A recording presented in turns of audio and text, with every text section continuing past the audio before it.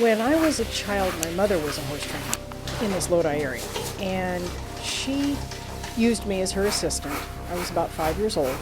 So I started training very young and learning how a horse reacts to people. We don't really know.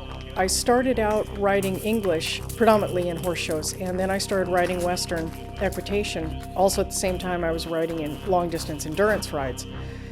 I've been kind of a multi-venue type of rider only because if you ride correctly, you can ride anything. I've been being paid to train horses since 1974. Turn back, trot. I tend to rely on common sense and looking at the animal and how they react to their environment, their equipment. Every horse has their own issues. What I've learned is to talk to the human that's involved, talk to the owner, see what their goal is.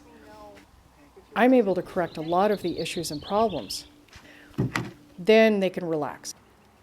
Whether that's being able to ride your horse out on trail, or being able to go and show your horse, or just being able to have your grandchildren come over and ride. She looks good, she's relaxed. What are the things that are making the horse unhappy? What's making the human unhappy? They both want the same thing. So it's just trying to get both the human and the horse to talk to each other. Probably because I was getting nervous. I can see body language and I can see issues that are causing fear in a horse and therefore causing fear in the rider.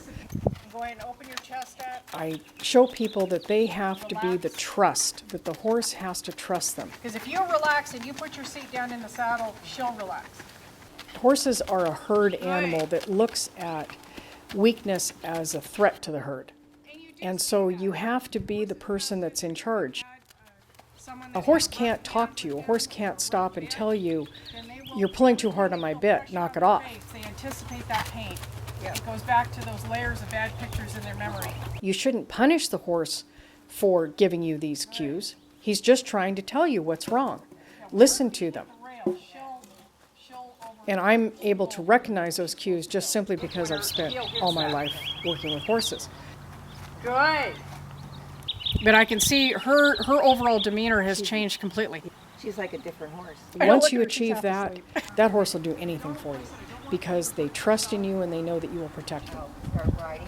I'm concentrating more on personalized training and personalized lessons at the client's property so that I can see firsthand what issues are there.